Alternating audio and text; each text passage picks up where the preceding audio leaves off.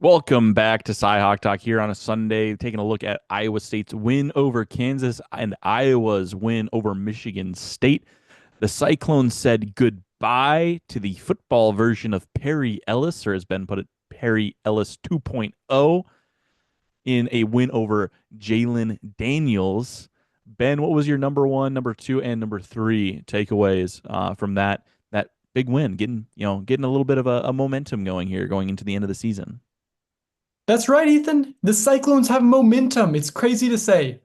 5-0 start, 4-0 losing streak. Now they're 2-0 with a chance to end on a four-game winning streak. Four, if you add it all up, a nine-win season, which would be the fifth nine-win season in program history and the first nine-win season following a previous nine-win season. So crazy as it sounds, Iowa State still has a lot left to play for. If you're into the history, if you're into the kind of big periscoped out accomplishments, if you're just into, hey, this should have been a college football playoff team, then I can't help you. But that's what Matt Campbell and the Cyclones are focused on. And yeah, it started with this 38-14 win against the Jayhawks, a dominant win pretty much all the way around, Ethan. Iowa State got up two scores early, and they never really looked back running the ball. One of my takeaways was about Carson Hansen, who just plays with so much heart.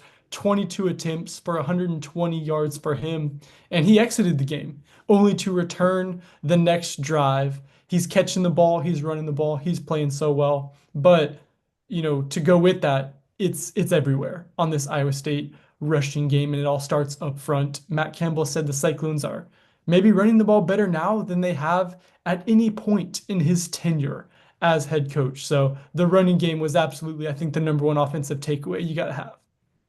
Now I was locked into the Montana State matchup in my home state. Bobcats ended up pulling that one out, unfortunately, in the Brawl of the Wild. I think that's back-to-back wins for the Bobcats. So I didn't really catch a lot of your coverage from the Iowa State win, but I do think I saw that Rocco Becht had a pretty good start to the game. Is he kind of getting back on track here with with an injury-plagued season? Is he maybe finishing strong like the team is? Rocco did get back on track, and he looked healthy for the first time since probably the start of that Cincinnati game. Rocco looked healthy, man, and it showed up in his completion percentage. He completed 78% of his passes, 18 of 23, and that number had just been dropping and dropping and dropping up until this game. And the reason why we all know and kind of think is because of the injuries. He was so hurt. He has his left shoulder in a brace the last few games. He's able to, utilize this bye week. He did not wear a brace this week, and you could just tell he looked a lot healthier, I think. He was so good throwing on the run. He had a touchdown to Brett Eskildson on the run, kind of another touchdown on a pop pass, shuffling to his right. So he was moving around better, and we asked him after the game, Rocco, how you feeling physically? And he declined to get into specifics of what's hurt, and who could blame him with two games left to play. You don't want somebody targeting, a certain area, but he says, "Man, I'm doing better." And that's, I think, the power of the bye week. That was my takeaway on the Quad City Times: is don't doubt the power of the bye week. Iowa State's third bye paid off in a big way for Rocco in that passing game. Anything else that you can tell us as you kind of wrap up your coverage of the win over Kansas? You mentioned Jalen Daniels and how the Cyclones got past him. Um, Perry Ellis 2.0 goes down. Daniels exited the game for a brief moment, and he kind of got flummoxed by this Iowa State secondary. Ethan, who'd have thought that the most banged up unit on the team has been kind of the lifeblood of this defense? They came up with interceptions. They picked off the backup Ballard one time. Marcus Neal came up with an interception that kind of iced the game, and just a prominent display from this Iowa State secondary with all these young guys. I mean, freshmen hopping in there. David Coffey made a nice defensive play in the end zone. If you're looking for positive signs for next season, this Iowa State secondary has a lot of young pieces that, if you bring back a John Tez Williams, if you bring back a Jeremiah Cooper, could make for a really fine mix next season defensively. It's interesting, kind of the way the Iowa State season has played out. Started strong, was really bad in the middle, and then it looks like they're headed towards a nice conclusion. And maybe You can say that that's a little bit like what the Hawkeyes game against Michigan State was. Started out with a 7-0 lead, and it was horrendous in the middle, and then somehow at the very end, they pulled it out, got a win 2017 over the Spartans, 13 unanswered points in the fourth quarter to get that win. And I think I want to start in number one, Kaden Wetjen. He's alone at the top now. Most return touchdowns in program history. He has 6. He's got a little bit of extra time to figure that out. Nebraska's special teams unit is improved over years past, but I think that there's certainly opportunity to get some more, build his lead a little bit on the return column in these last 2 games, see what he can do in the bowl game. He had a kick return against Missouri in the Music City Bowl last year, and so he surpassed Tim Dwight, who was 7th in the Heisman voting in his senior year. And, I've seen some of the jokes and some of the signs that, Wetjen for Heisman. And I think that if you certainly look at yesterday's game, he was the MVP for the Hawkeyes. They don't win that game without him. And that's not something that Kirk Ferentz, Mark Gronowski, any of the guys hid from in the postgame. It's like, yeah, if we didn't have Kaden Wetjen, we probably don't win that game. And for whatever reason, Michigan State head coach Jonathan Smith said, I wanted to challenge him. We have the best punter in the country, so we wanted to challenge the best returner in the country. Well, for whatever reason, that ended up looking a lot like Eckley is their punter's. What's his first name? Ryan Eckley, best punter in the country, supposedly averaging the most punts most yards per punt. He just ended up outkicking his coverage like every single time they kicked it to Kaden Wetjen. Wetjen was able to make one move to the middle of the field and then just immediately split between the gunners. Those guys would catch air, and then it was basically like one other guy that he had to beat, and then it was outrun the rest of the coverage unit. And he did that on the touchdown. He did that on his first punt return where he almost took it back for a touchdown, and Eckley actually knocked him out of bounds. It was a 45-yard return. And then in the fourth quarter, when Iowa's offense has been lifeless, there's just nothing going for them. They need a touchdown. It's getting late. They punt it to Kaden Wetjen. He does almost exactly what he did on his first 2 big punt returns, and takes it 40 yards, gets him into touchdown territory, and they score within 4 plays. It's like, wow, good job, Michigan State. You gave Iowa exactly what it needed to spark its lifeless offense. And basically, I think I tweeted it out a couple of different times, but Michigan State absolutely gave this game away. And a lot of that has to do with what Wetjen was able to do in the return game. And you mentioned that even, Iowa State's phase of the game, the special teams, that was probably the only highlight of it. Kaden Wetjen's returns were by far the best thing Iowa had going for it. Otherwise, not quite a spectacular day anywhere for the Hawks. Yeah, it was pretty bad in all 3 phases, and Iowa absolutely deserved to lose the game. It's kind of weird to say that when they win, because the deserving team should always be the one that wins because they made the plays, right? But Iowa did not play well enough to win. If they'd played that way against Oregon, it would have been a 40-point loss. If they played that way against Indiana, it would have been a 50, 60-point loss with the way Sig likes to run the score up. I don't know if you beat Rutgers when you play like that, right? That game was super back and forth until Iowa kind of pulled it out in the second half. That was easily the worst Iowa's played all year. And I talked on Wednesday about kind of the warring motivations that the Hawkeyes might have. And I certainly think we saw the flat, our dreams have been taken away from us. That kind of demotivating force kind of went out for the first three quarters and change into the fourth quarter a little bit. And then they just found something there late in the game when their backs were against the wall. But it was bad. The offense was bad. They had 117 of their 147 passing yards in the fourth quarter. They didn't run the ball very effectively. No one got over 100 yards. As a team, they only got to 117 yards or 172 yards rushing. No touchdowns on the ground.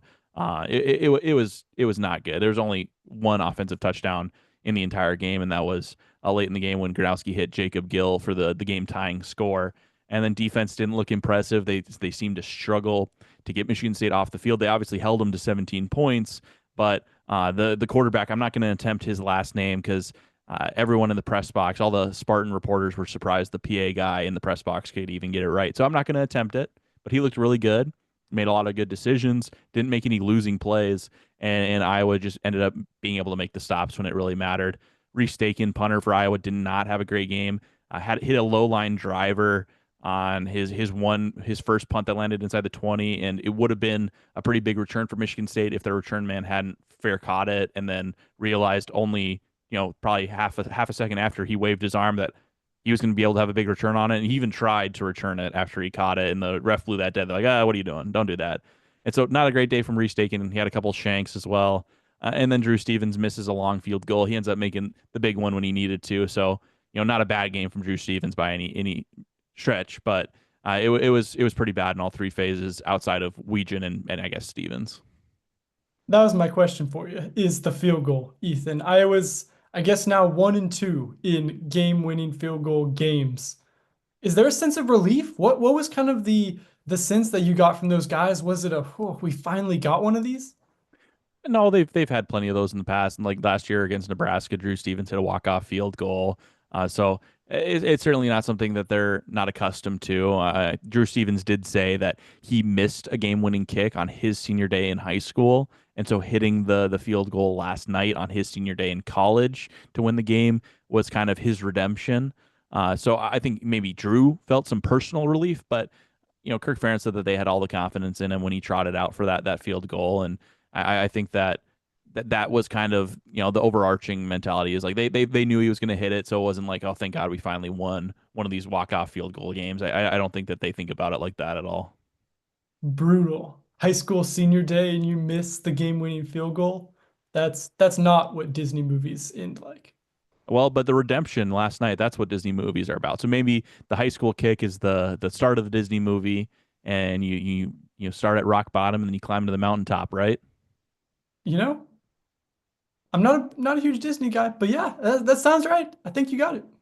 Couple dance numbers in there. We'll maybe see. Maybe Drew Stevens has a nice singing voice. Maybe we can get some pointers from Zac Efron or his brother Dylan, who's on Dancing with the Stars this season, on how to really make the full Disney experience out there for the Hawkeyes.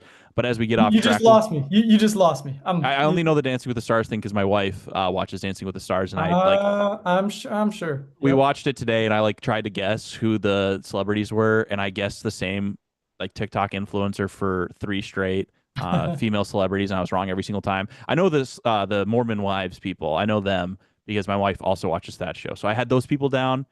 Jordan Childs, I knew who that was because she was an Olympian. And then after that, it was like, who are these people? I have no idea who these people are. I knew. Oh, never mind. I knew Danielle Fishel too. Used to be a Boy Meets World fan. So yeah, I'm cultured, just not maybe on Dancing with the Stars and singing and dancing. Poor Go ahead and Bart. get to our grades from Saturday right after this. You surprised they kept kicking to you? Oh yeah, and I was pretty happy. So, but it kind of angered me when they started doing the QB quick kick. But thankfully, they gave me a couple more after that. You've now got the most return touchdowns of any Hawkeye in program history. I mean, you passed Tim Dwight, a guy who I know you were compared to by LeVar Woods coming in. Just what's that mean to take that kind of place in Hawkeye history? It's pretty surreal, and like you said, Tim. I mean, he's one of the legends here, and I told you guys a couple weeks ago I talked to Tim pretty frequently, and it's just pretty cool to beat his record. And I mean, he's been egging me on the whole time. He's been proud of me. I know he's proud of me, and just been awesome to have a guy like that kind of behind you. Have you heard from him at this point? He texted me before the game today, telling me to go break it. So I'm sure I haven't checked yet, but I'm sure he texted me.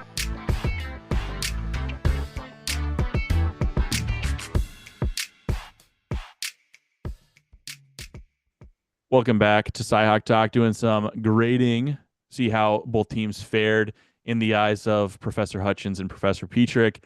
Ben, how about you go ahead and hand out your report card for the Cyclones? This professor is feeling a little bit nicer as fall break is here and the students get to bring home a nice report card. Good for Iowa State, man. They finally get some A's, and we're starting with Iowa State's offensive line. A plus. They have been perfect. Ran for over 200 yards against the Kansas Jayhawks. You really got the sense that they could have run it for as much as they wanted to. It felt that dominant. And this isn't just a thing matchup based against Kansas. This has been a thing pretty much this entire season. Iowa State has run the ball so well. Matt Campbell said maybe as well as it ever has in his tenure here. So Aiden Flora got a big play. Abu Sama looked good. Throw anybody behind this offensive line and they're going to run well. Will Slagle maybe had the coolest moment of the day for Iowa State. He's a 2027 recruit, the #1 recruit in the state of Iowa, an offensive lineman, he's going to be a Cyclone. And he announced that news at the tailgate. So what kind of awareness does Drew Slagle have? A plus, man. If you're already ingratiating yourselves to Cyclone Nation, congrats to Will Slagle on that one. And Rocco Becht, man, he's finally back on the A plus train. Not because it has numbers that are going to blow you away, Ethan, but Rocco Becht did exactly what he was asked to do. 3 touchdowns, no picks, 241 yards, completes 78% of his passes. Rocco said after the game, he was just going for completions. He was just going for a rhythm. And that's exactly what he and this Iowa State offense, the passing attack, had all day. Shout out to the tight ends and receivers who made plus catches rather than drops. That makes a big difference too. But Rocco Becht gets the credit for the A. Iowa State on the honor roll this semester. Congratulations to the Cyclones. It's a 4.0. They're in that valedictorian hunt at this point. We'll go ahead and get to Iowa, who fared well, but maybe mom and dad are going to have a talk about what the heck's going on with one particular class. First off, the Iowa return GOAT debate. That is getting an A. You just think about the names that have been superstars in the kick and punt return game for the Hawkeyes. You have Wetjen, Tim Dwight, Cooper DeJean, Ihmir Smith-Marsette, Desmond King, Charlie Jones. It just goes on and on and on and on. The debate's already going crazy on X as people crown Wetjen the new GOAT. And, the people that got to see Tim Dwight and that Heisman season, because he had almost 700 yards receiving in addition to a crazy season in the return game. A lot of people are saying, hold up here. Tim Dwight was pretty good. That was a guy who played in the NFL. And then Cooper DeJean, current NFL player, he was pretty good in the return game too. And, it was an injury to DeJean that kind of opened the door for Wetjen to get his first opportunities 2 years ago in the return game. And so, some people are saying, Cooper DeJean, he might be the greatest punt returner, kick returner that we've had at Iowa all time. And then there's also the debates. Like, are you thinking about Cooper DeJean and Tim Dwight as just return men? Or are you outing in their defensive and offensive prowess as well? Because if you just think about it in terms of the return, Wetjen might have the edge on those two superstars as well. And then I mentioned, some other people have some personal favorites. Ihmir Smith-Marsette's been a guy who's been super effective in the return game in the NFL too, in addition to being at Iowa. So it's a robust debate, and it's an A debate because you can legitimately say 3-4 guys could be at the top there. Moving on to that one part where the parents might have to come in and be like, hey, let's have a little talk about this. It's Iowa from the first quarter to the third quarter until there were 15 minutes remaining in this ball game. It was an F for the Hawkeyes. A lot of people on X were writing their obituaries. They were eulogizing the Kirk Ferentz era because it was time for him to go. This is the most embarrassing loss the team has suffered in, quite possibly his entire tenure as head coach. And then they scored 13 unanswered points, won the game. And really, it wasn't until there were 40 seconds left in the game where you would say, Iowa's going to win this game. I think I just tweeted it out right when they got, right when they did the QB quick kick and Iowa had possession at the 21-yard line with 41 seconds left. I just tweeted out, Iowa is going to win this game. LOL, amazing. There's sometimes you just don't have any words other than to just laugh at something and go, this was incredible, because I think all of us were doing a lot of backspacing, highlighting and deleting on our stories in the press box because for 45 minutes, Iowa looked horrible and they were going to lose, and then they just managed to pull one out. So it was an F to start for the first 45 minutes, and then at the very end, some wide receivers made some clutch plays, and they got an A+. Reese Vanderzee makes an incredible catch, climbing up over the defender, catching it over his back. He bobbled it a little bit, but comes down with a big catch. It was almost the exact same play as what Oregon got to get into field goal position against Iowa 2 weeks ago and win the game. Gronowski hits Reese Vanderzee, and of course, Mark's saying that Reese made a great catch, and Reese is saying, I think it was a better throw. So compliments all around for those guys. I think we can just say it was a great play. But Vanderzee definitely made a clutch play there. And then Jacob Gill, also an equally tough catch in the end zone. He came down with it on his senior day. It was his first reception touchdown of the season, and it was to tie the game. So those two receivers made some clutch plays. DJ Vonami, tight end, he got things started on that game-winning drive with a 19-yard grab over the middle. So, yeah, just when it was clutch time, receivers made the plays, and they get an A+ from me. That'll do it for our show here on Sunday. We'll be back on Wednesday to look ahead at the regular season finale for both these teams. I know that Iowa has Nebraska and that Iowa State has Oklahoma State. So it's kind of fun that both of us, the teams that we're covering, are facing our alma maters to round out the season. I think we both have a pretty good idea of which teams are going to come out with wins on these games. But we'll talk more about that on Wednesday. And maybe we'll talk a little bit about Thanksgiving foods as well. Mashed potatoes 101. Thanks for watching.